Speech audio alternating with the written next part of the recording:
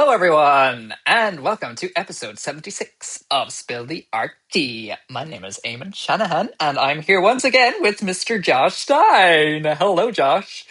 Hey, Amos, 76. Do you believe that shit? 76 episodes. 76, and still feeling fine, baby. It still amazes me. I swear. I probably sound silly they're saying this like week after week, but it still does amaze me. Like 76 of these things. I know. I hope I don't think people realize. I hope people don't just tune out after they realize, oh, they're talking about the number of episodes that they've done again and how old they are, and in comparison to it. Oh, here, I'm going to just skip to the next thing. Oh, wait, no, they're still talking about numbers of episodes that they've done again. Yeah. Anywho, it's all good. It's all good because we have lots going on in the show today. We have just released our Anecdotes issue 2. So if you haven't read that yet, check it out. There's a bumper load of essays and little articles and insights to everybody's artwork. So check that out in our little bio below. Yep. Shout out to myself and to Eddie, actually. Eddie, my friend Eddie, that's the painting is of Eddie. So it's a very special painting. Piece. There's a special piece in that particular issue, and if you see the photograph that the piece is based on, it makes it even more special. It is, and actually, what was great, just not to kind of like push you up again and to give you a bit of kudos for that, but there's loads of little things to find in that painting as well, which is kind of cool. Yeah. There's like little kind of little nuggets. There's more than 100 damn bottles I had to paint for that painting. There's 2 versions of him, front and back side. I'm in there in a tiny little version of me as well because of the mirror, right? It's just, it was a pain in the ass to paint, but it came out really well, and it was fun. It was all good. So it was a fun time. All good. Part of your giving project. Yeah, check it out at thegivingproject.com. Oh, .art. No .coms around here. Oh, sorry. Nothing commercial around here. Oh my goodness.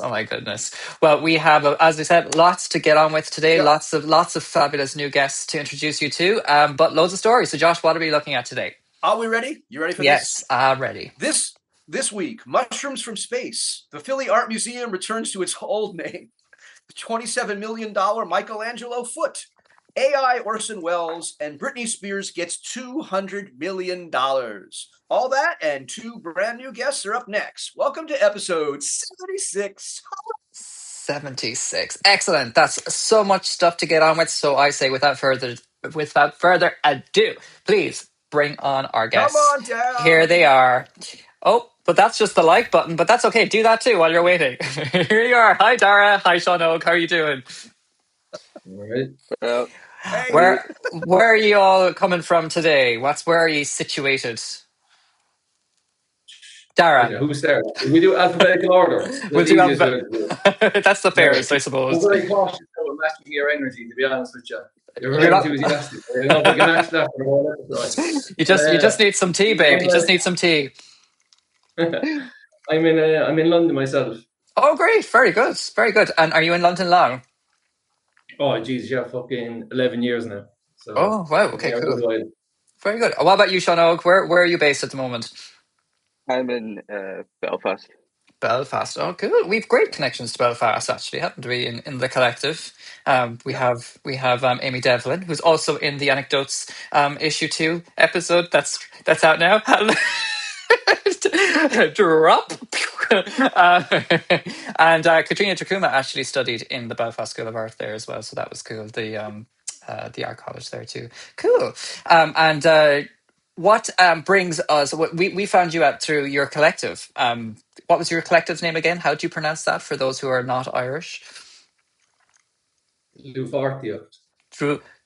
Dlúthpháirtíocht. No, I'm Irish, and I should be able. To be honest, like, you know. Sorry.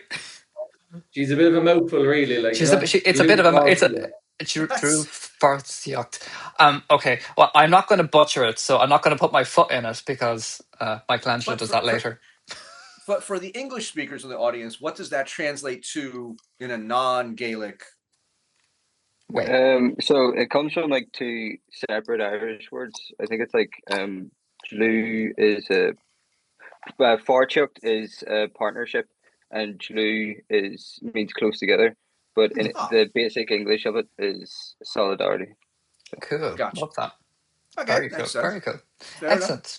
Well, we can't talk much because we're new at Collective, so we're trying to bring in the Irish too. So, but we just use a simpler word. But that's okay. We have. I can't even spell it. I had to copy and paste it, but it's cool. It's cool. No, So. I'm the same actually. After 2 years of working with it, I still have to fucking use predictive text and all. It was wrong on our website for a long time. Do you remember? Oh We my were- god, we were- wrong in the Lads, filters as well. whose fault was that? Whose fault was that? That was a fella called. Oh, okay. It was all of our Okay. fault. Really, to be Okay. fair. Take a collective responsibility. So, guys, we'll talk to you later on the show about yourselves and about the collective and what it is you're up to. But right now, we're going to right into our first story. So, Josh, where are we going to first? So let me ask you this, gentlemen: what's the wildest mushroom you've ever eaten? Because I'm from California, so I've eaten some wild mushrooms in my time. I had a mad couple of mushrooms in Amsterdam a couple of years ago, about 10 years ago, I'd say, but I wouldn't be able to tell you what they were. That's a very diplomatic answer. Mushrooms with the blue veins. Yeah, mushrooms with the blue veins is what we say, right? Yeah, few veins in them, all right, but. Daragh, you're more into them than Sean Óg, are you? Oh no! I tell you, I've got a low tolerance for most things, to be honest with you. So I haven't dabbled much with all that kind of stuff. But when I have, I've thought, it's I won't be able to name them. They come in a bag. I don't know where they find them. I don't know who makes them or whatever. Exactly. Again, I'm from the area in Northern California where you actually go out to the beach and you pick them. So you look for the ones with the blue veins. It's all good. Nonetheless, this story is not about those kinds of mushrooms. That's not the wildest mushrooms out there that you can eat. The ones that are wildest come from the International Space Station. They're grown in space and then brought back to Earth. And that's what these were: lion's mane, turkey's tail, and cordyceps, all three of which apparently have all kinds of tremendous health improvement benefits things. Yeah. So that's the question. Would you eat mushrooms from space? Would I eat mushrooms from space? I don't know if I'd manage to get to space for once, but I think if I was there and I needed something to help me with my gut because of the travel sickness, then I'd probably go for the mushrooms to settle them down a bit. If that was all that was available, I suppose. That's true. That is actually why they're not growing this just to be able to say, hey, look, we grew mushrooms in space. It is exactly for those kinds of things, to use them as for medicine and things like that for astronauts. Yeah. But the point is, you don't have to go to space to eat these, right? They grow them up there, then they bring them back. So the cost of the trip is... There's plenty of land in Ireland if they want to use some of that land. Caviar for billionaires. That's mad altogether. That's a lot of air miles. Caviar. So, in the U.S. now, you can get those other kind of mushrooms in chocolate bars. It's all pre-dosed and preset to go. So, the old days, you never knew what's the dosage? How much should I have? Right now, it's all taken care of. It's just all these little chocolate squares. Oh, but so is lion's mane specifically grown in space and not on Earth? No, all these they're all grown on Earth. You can just. You can have the same. Okay, yeah. So right, yeah. Obviously, no, I wouldn't do that. Shut up! I'm not sure you're quite getting the whole point of this one. It's not that these are somehow grown in space only. It gives a whole. Would you eat the ones that are in space that have been brought back down to Earth? Well, it gives a whole new concept to being spaced out, doesn't it? Yeah, I suppose so. Look at the punny little man over there. He's referring to me. Don't worry, he won't take the piss out of you guys because you're guests, and we to make nice with the guests, with the strangers. I was looking for a little man in the corner of the screen or something. It's right there, Amo. He's right there. When you said that, I'm the wee leprechaun that he's referring to. Don't say that about yourself. Have you been calling him a leprechaun on an international platform such as this? Have some respect for yourself, will you? For fuck's sake. Tens of people. Oh, it's funny. Okay, so there goes the mushrooms. Well, the mushrooms have been eaten. Off we go to Philadelphia. Are you guys aware of the controversy that took place with the Philadelphia Museum of Art? Which one? They the logo. controversially they changed their name. They went from being the Philadelphia Museum of Art to the Philadelphia Art Museum. Yeah, I heard about that. Yeah. And they went back now. They fired the person who was in charge of that rebranding, and they put the name back. But the new logo, so this is in my experience, having done brand work, this is how this tends to work, that you start off with something, you make a change, but you typically don't make the complete change. It's like an intermediate step. So they kept the logo from the new change, but now they're going back to the old name with the new logo. The whole point, though, is they wasted, I don't know how many millions of dollars on this whole process, which is very typical for the way museums work, in my experience. Yeah, well, the old name's way better. The original name's way better. The second name is fucking tacky, you know. But they shouldn't have sacked your man. That's terrible. He's just doing his job. Like. It was a woman, actually, I think. Cut that out.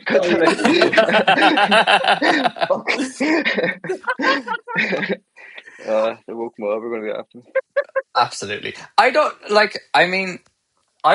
kind of agree. I agree with Sean Óg. I don't understand why you would fire somebody for that. Like, I mean, if they're just going to make a mistake, they're probably actually just looking for somebody to blame. That's what's happening here now. So there's apparently multiple levels. One is the misappropriation of funds. So every museum has a board of some kind that ultimately signs off on any of this kind of stuff before it happens, right? Like, you're the executive director, you put it in front of them, but until they vote yes, you don't actually get to do this. And apparently this person went ahead and did these things without the board actually having a sign off. Okay. So then, because there was not sign off, the money that was spent was misappropriation of funds, which gives them a for cause reason for the fire. Right. So it wasn't that you went ahead with the name, it's that you went ahead and you spent money that you were not supposed to spend. But I mean, the in-house designer or marketing person or whoever decided to make the logo, what were they going to do? Like, spend thousands and thousands? Because I know how much print costs. No, this was not done in-house. Are you kidding? This kind of a redesign, only something this stupid could be done by a corporate level by bringing in people who want to get as much money out of you as possible. I was a consultant doing this. I'm telling you, the amount of money you make as a consultant, I made no money when I was in business as running my own business. When I was a consultant for other people, are you kidding? So much easier. Maybe that's the route we need to go down. Why aren't you spelling this magical information? Like, I need to go into consultancy. Is that what you're saying? Because consulting for artists don't have money, so it doesn't make a difference to be. Yeah, I'm in the wrong industry. You should go into museums in America, apparently. Oh dear! Don't get me started. Anyhow, anytime this damn rename comes up, because they started calling it FART, right? Philadelphia Art Fart. So anytime it just makes me, it just makes me giggle because it's unbelievable branding. Like the amount of promotion that this team got. Like, you know what I mean? This is international conversation which wouldn't have occurred otherwise. No, and then the firing in. Like, I think it's bad for them. Like, you know? Yeah. Think of the video material. Think of the video material they could create if they were called Fart. Do you know what it was now, right? Now, Sean, you know about this. Tanora came out a few years ago, and they said that they changed the recipe. Uproar. In Munster now, right? There was uproar across the whole of Munster, particularly in Cork, especially the north side. Around Tanora and flavour. They didn't change the flavour. They did nothing to it. Unbelievable marketing. They just said they were going to do something. And then there was outrage over that, and they were like, "Oh no, we'll keep the way it is." Yeah, unreal. Didn't have to spend a penny for nothing. There you go. And then they made. Were they as successful before with the other brands or not brands? Well, it's kind of only sold in a handful of places, to be honest with you. So I don't think they're more about kind of a cultural cash. Yeah.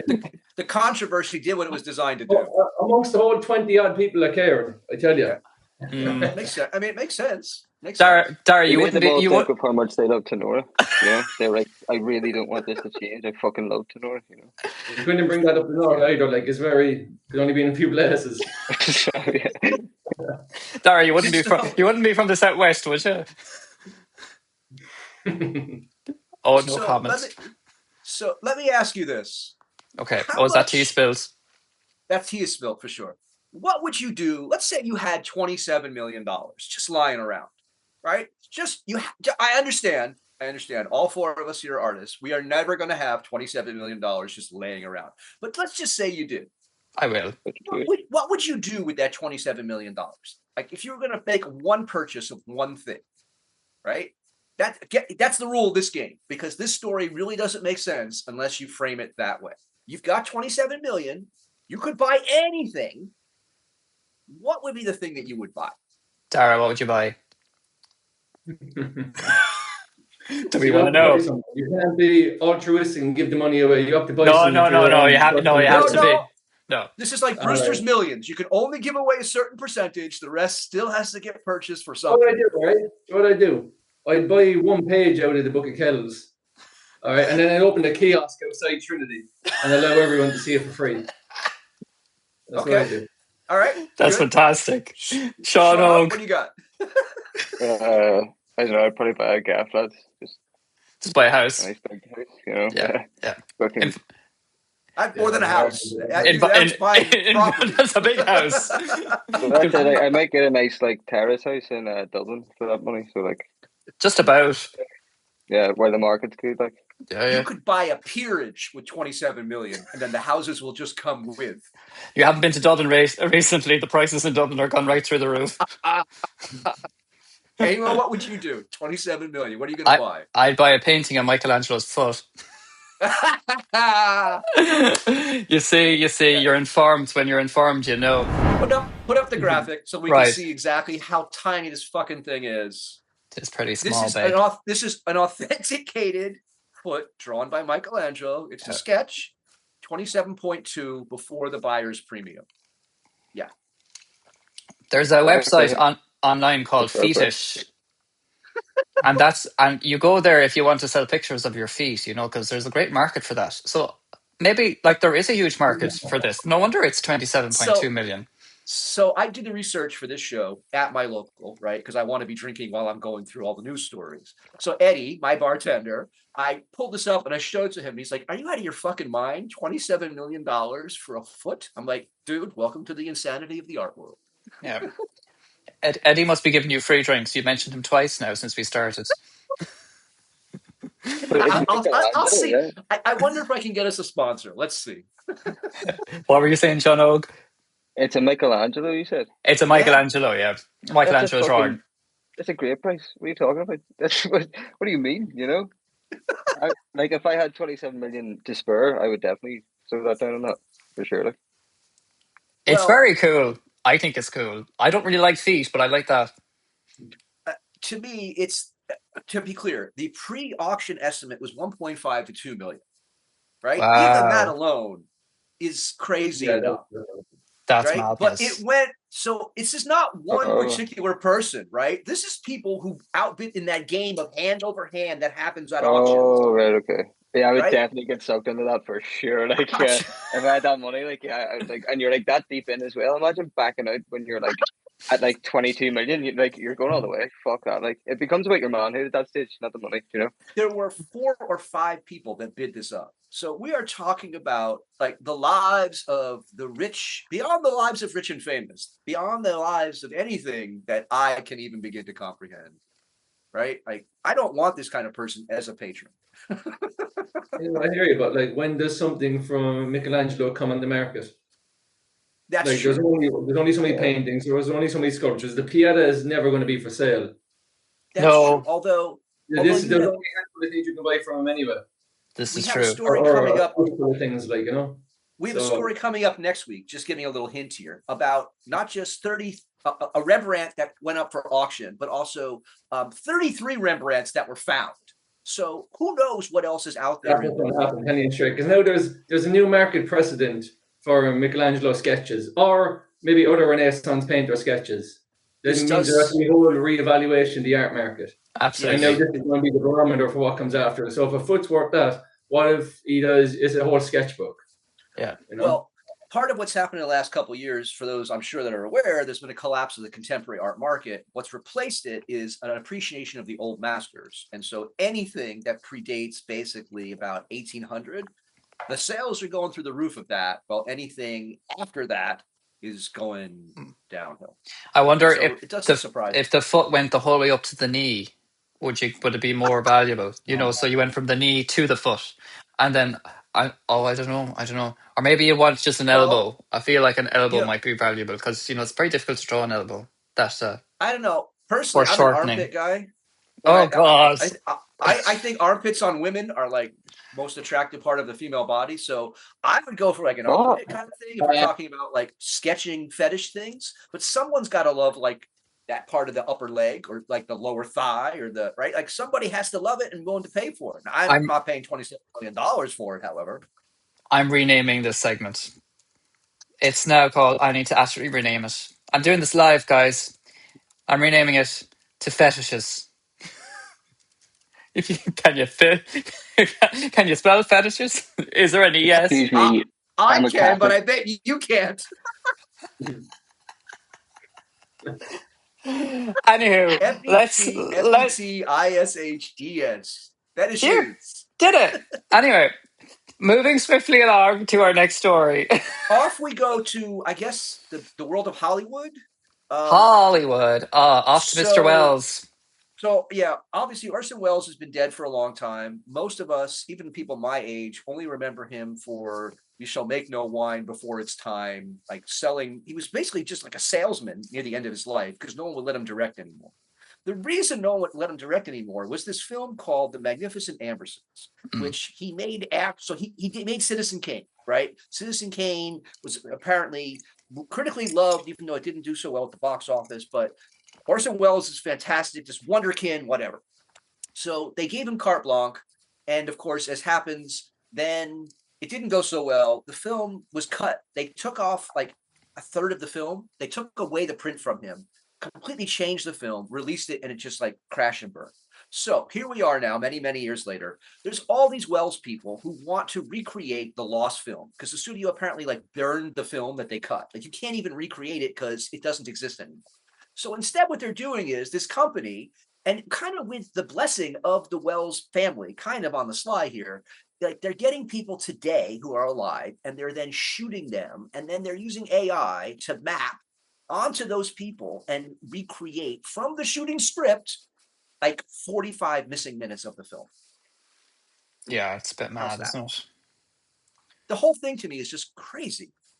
Like of all the things you're going to spend time and money on, and we're talking now hundreds of people that are spending thousands of hours a week working on recreating this film. Did anybody wake up this morning going, I wonder what the Magnificent Ambersons could have been? I have never woken up with that as a question once in my life. No. This 5 seconds here, what you're looking at on screen is all AI generated, that section. Based on the multitude of what they shot and how they've manipulated it. But cost like $100,000. Right? By the time this recreation has happened, they'll have sunk many millions of dollars into doing this. I think this is sorry, you were going there, Sean. Sorry, just like any other film cost fucking hundreds of millions of dollars. Yeah, that's it. Like this sounds more like an operation in normalizing the use of AI. Yeah, and it'll be here's this kind of big blockbuster AI to the kind of masses. Obviously, AI is kind of used by pretty much everyone in society anyway. Unfortunately, but so we can make period dramas and make fucking Jurassic Park, but we can't remake an Orson Welles 45 minutes of a movie. That's a load of bollocks. Yeah. No, if the marketing thing behind it was we've got the Lost Orson Welles movie and it's coming out. Anyone who's into movies, or if you're even if you're kind of clued up on cinema in any way, you've heard of Orson Welles. So you're going to be thinking, right, I need to see this Lost movie, the same way that when after an artist's death, you know what I mean? There's a bit more interest in it. It's clever because the AI is seen in the public eye as the enemy of cinema at the moment, and it's going to take over and stuff but whoever's doing this is trying to assist cinema, and cinema lovers and stuff, and so they're trying to sneak in the back door to get into the fucking. It'd be funny if it flopped anyway, Well, the thing is, it doesn't do a very good job anyway. You still have to have a human in the mix. They were showing some images of the production workflow, and at one point it was producing double-headed people. Like the original, what they shot was one person, what they were mapping was one person, and what was giving then was two people at angles of each other that were the same person, and it was trying to say that this was what the shot was supposed to be.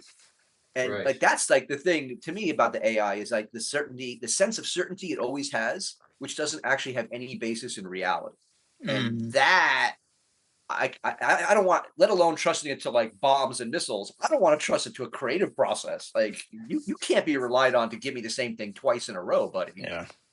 Well, from what I was reading, the main objective that they was to try and archive that 40 minutes so that it would be somewhat representative of what that gap would have looked like within the movie, as close to what it could have done there and then at the time. And who was asking for it? No one was asking for it. I know, and I'm totally here with Dar's point about like it being like, you know, recreated in like in the studio, actually like put actors in play and like make a feature length of it. No, they are doing that. That's what makes this weird. They are using live actors that look as close as possible to the original people. They have them studying for hours and hours, everything they can find to have the mannerisms of the original people. And it's the AI that's then doing the mapping onto that in the kind of post-production process.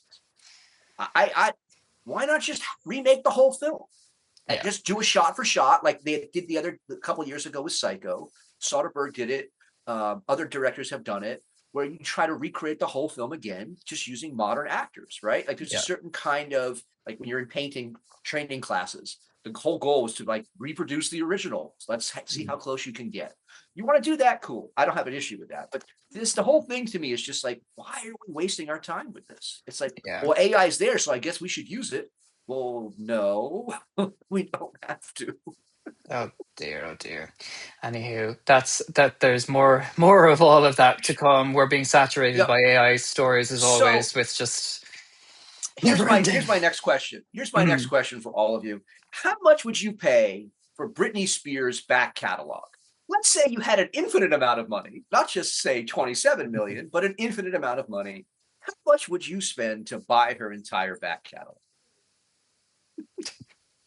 Here, I tell you, I pay nothing for it. And that's no disrespect to the music, because like, look, respectfully to her, and like obviously things that she's gone through there in recent years, there's unpredictability to how she's going to be doing things publicly. She can go rogue, like, you know, and it can, or her catalog then can be totally diminished in value. So, you know what I mean? Now I buy the Michelangelo foot because there's always going to be Michelangelo's work, and it will always be kind of looked at in a certain way, because we've had the time to evaluate that. Now if it was like DMX's catalog or something, it'd be like, 200 million. You're onto something there. What do you think, Sean? I don't know how much these things cost generally, like, so I don't know what the market price is for some of them. And who am I going to sell it to? Like, what am I going to do with it? Well, you buy it. You buy it because you get the ASCAP revenues. So this was something that who was it? McCartney told to Michael Jackson, make sure that you buy your masters, because then you have the rights, and it's anytime anyone uses it then for commercial purposes, you are getting royalties back in. And here, Dara, he got himself into a lot of trouble as well, and you still make a few quid off his music. You know what I mean? That's I mean, you're that's true. The whole reputational management thing does really matter in some cases, for sure. Anyhow, $200 million. That's what she sold her back catalog for. $200 million. They're all at it. There's a lot of them. And you just invest that money into the market, and soon enough you'll have 500 million doing nothing, right? Like, money makes money. That's the weird thing about how money works. I can't tell you why it works that way, but it tends to work that way. But somebody valued somebody. So she obviously had some team that had said to her that her back catalog was worth 200 million, or approximately that. Is that going to grow, or has she reached the peak of that? I mean, she's got like it doesn't matter. There are companies that buy these things up, and it becomes part of their portfolio. Right? Yeah, so I get that, but I don't know how, like, for how long will that value hold? People love Britney, like they do, absolutely. It's not just that. It's like in remix culture, stuff could be taken from one of her songs, and it's like tiny little snippet that then gets reused 1,000 different times in 100 different songs, and every time they're getting paid. Like stuff that gets reused in EDM, in various kinds of electronically produced music, the samples and things, people are still getting paid from that stuff. It's licensed use. And so you buy it not because it's necessarily going to always be a Britney Spears song. You buy it because the music has rights attached to it, and the rights equal money. Yeah. And so if your portfolio is broad enough, if you own Happy Birthday and Britney Spears, guess what? You're making bank on both of those things. Oh, you can't sing Happy Birthday in a movie and not have to pay somebody. That's how this stuff works. Oh, what? Who owns that? Who owns Happy Birthday? Someone owns the rights to Happy Birthday. Who? It's not me. Have you no researcher? Where's the researcher? Get him on the ball. Yeah, so no one should own that. That should be fucking liberated. That's ridiculous. That information needs to be previewed. Some stuff ends up in the public domain, but other stuff remains essentially protected IP in perpetuity. Well, somebody is getting some amount of dosh for writing Happy Birthday. You do understand that the rules of capitalism were written. Can't be the person who wrote it. Surely no one wrote it. The song Happy Birthday to You was written by two American sisters, Patty Hill and Mildred J. Hill. Now, Mildred and Patty, when does... Oh, in 1893, so it's well out of license. They're long dead. Yeah. It's in the public domain now, lads. You can sing it as much as you like. No, it's not. They're dead, but the rights to use the song commercially are owned by somebody, probably a corporation at this, an LLC. Oh my goodness.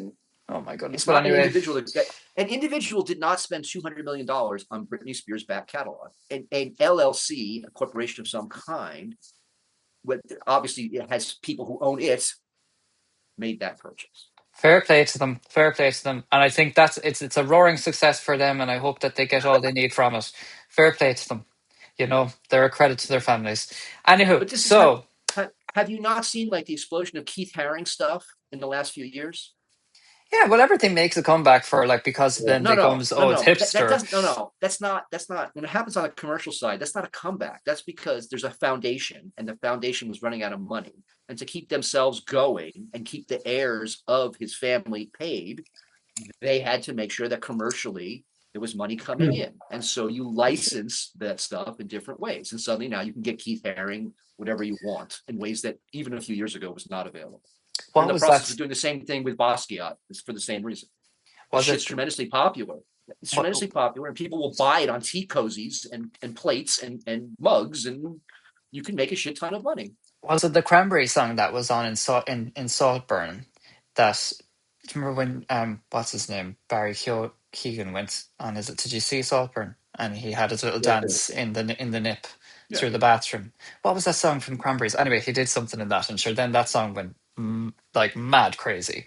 Sure. Rest in peace, Dolores. But yeah, I mean, but again, when it comes there to someone like Keith Haring, like he was a very,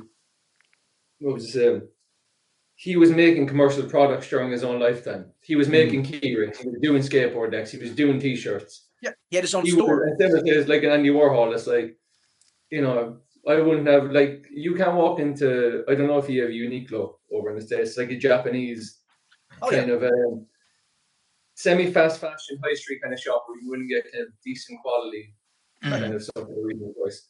But you can't go in there for the past 5 years without there being a new Keith Haring release, like virtually like every month.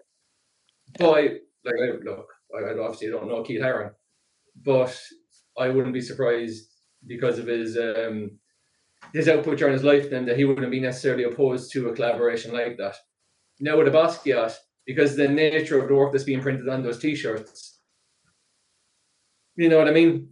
It doesn't really marry up to the subject matter. No. Well, the people who are in control of these foundations aren't necessarily the people who would have been paying attention during these people's lives. I think that's the kindest way of putting it. Right? They have fiduciary concerns about making and retaining money in a way that individuals don't. Yeah. Bastards. Anywho, let's talk about you guys now. Because we've talked about Britney, Michelangelo, the lot, and I told you we had all kinds of shit this week. let's talk about these cool living artists that are right in front of us, because they're worth talking about right now. So, guys, do you want to maybe just we'll talk about your collective first, and just give us the lowdown of how did it start, or when did you start it? I'm so sick of answering this question, but just for you, I'll say it one last time. Give us the lowdown, the quick and easy one. Oh, he's gone on mute. Oh. Is he pondering? Are you thinking? What's going on here? I've lost his audio. 1 second. I don't know where it went. There's a one cut anyway.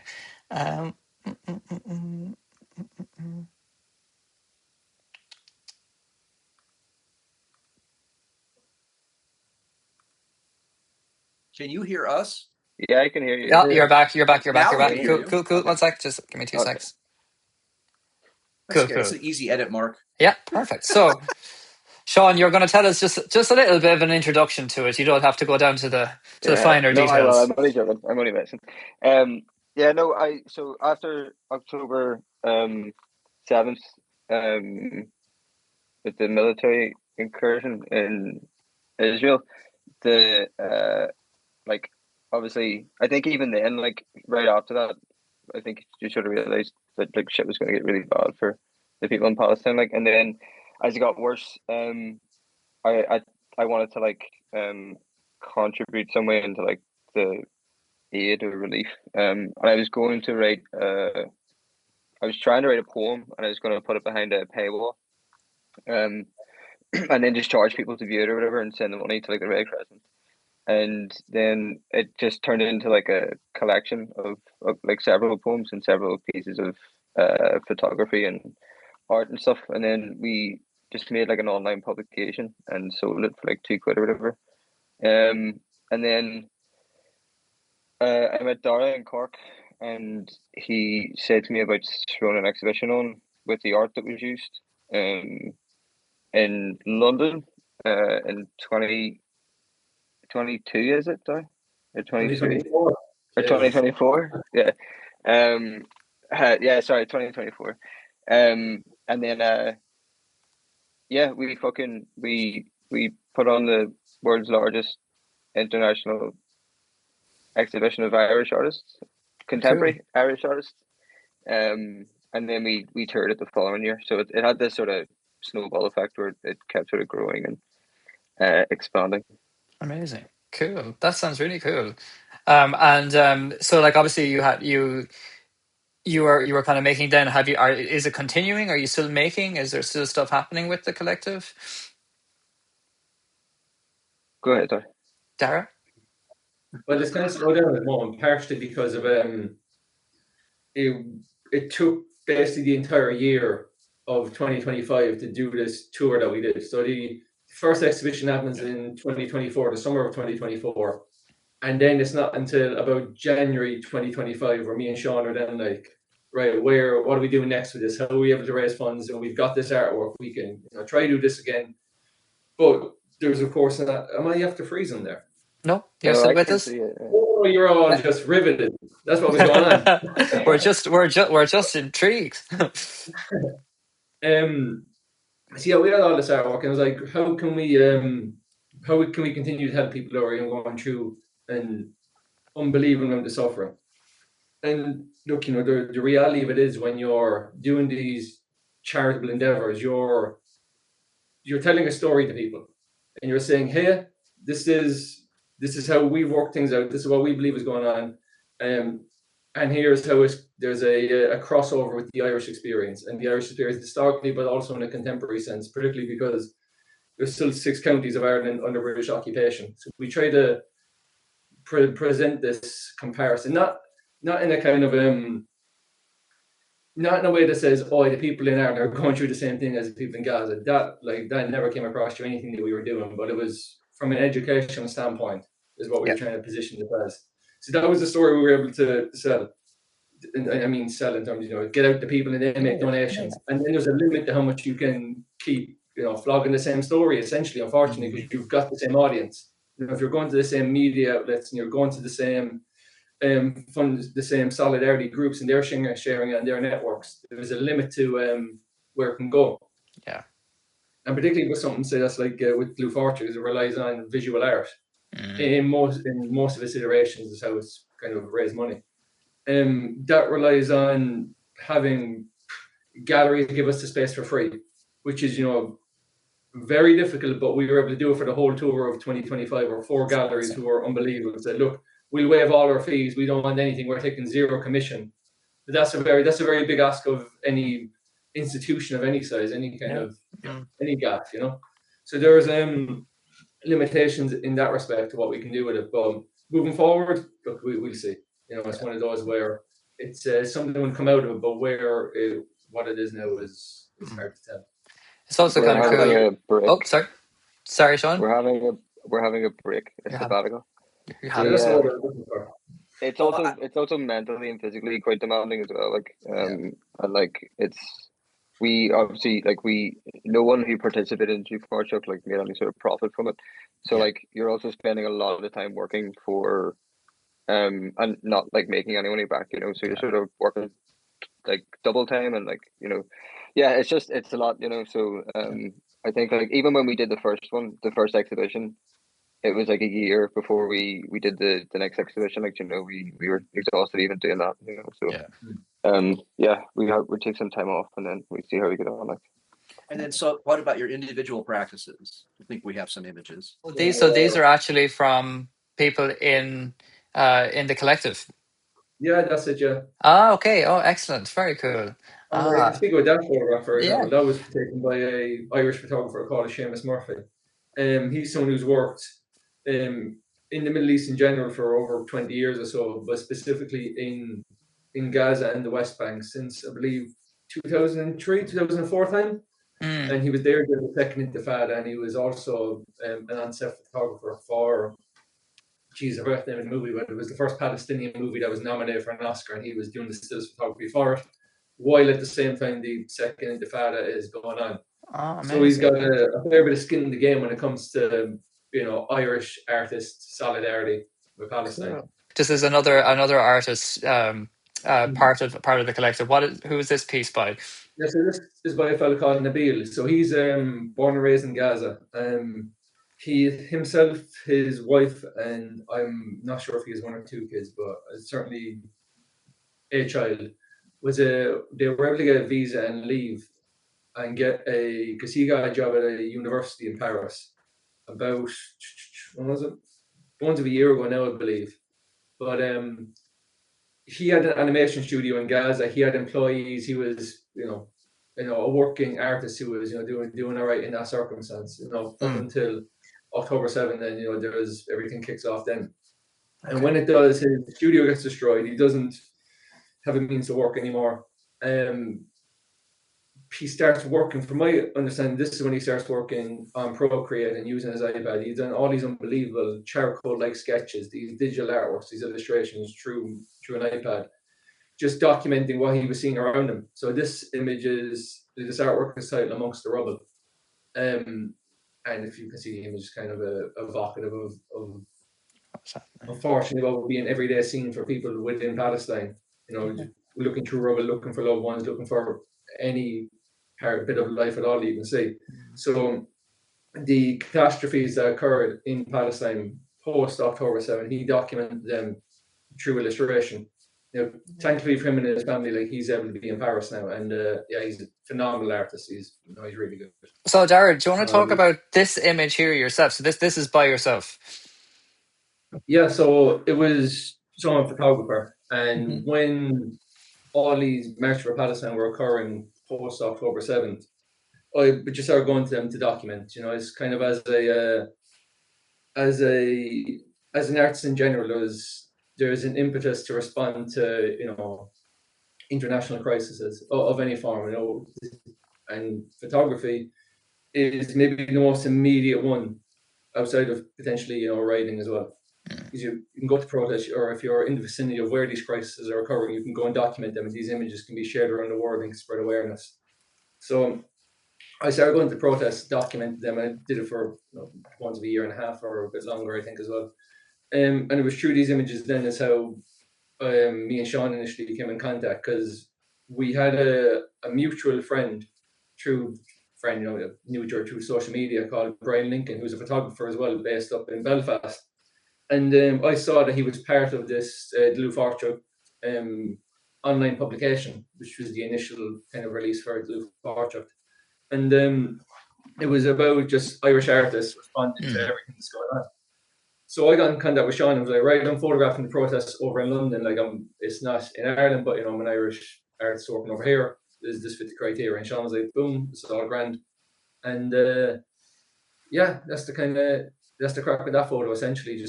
It's incredible what you've captured there.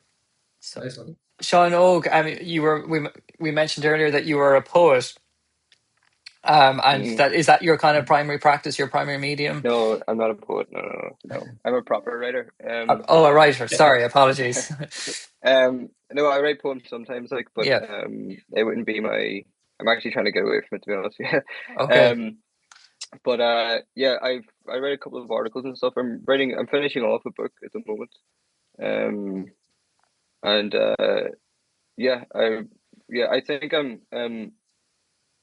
I prefer writing long form prose, but it's very difficult to get paid for that. Do you know what I mean? So I do write a fair amount of articles as well, which are also quite difficult to be paid for as well, in fairness. I'm writing a book and it's coming out very, very soon, before the end of spring. Brilliant. Well, that's really cool. And so let us know where we can find out more information about it, when we're allowed to learn more information about it. Just on my Instagram, I suppose. Yeah. I write a fair bit in Substack as well. Both of the names on them are Shan and Shanaki. Perfect. And fucking Shanna, I suppose. Excellent. Well, we put the links for that in the description here below as well, so people can follow you, people can start reading your stuff, and we can get some viewership up for you, so that people can check out your cool writing. That'd be cool. Deadly. And Daragh, have you got any sort of online presence as well that you'd like to share with people? Just Instagram, website, usually up. So Instagram is Daragh Exists, and website then you can find through my Instagram. Perfect, cool. And we put all the links to those in the descriptions below, in whatever platform you are experiencing this extra special episode of Spill the RT with these two cool guys. All right, folks. Well, that's all we have time for today. But join us again next week when we have brand new guests coming on once again to Spill the RT. Don't forget to like, share, subscribe, send to 3 friends, buy some swag, leave a comment. Buy some swag. That's it, folks. So until next week, stay creative. Bye for now. Bye-bye.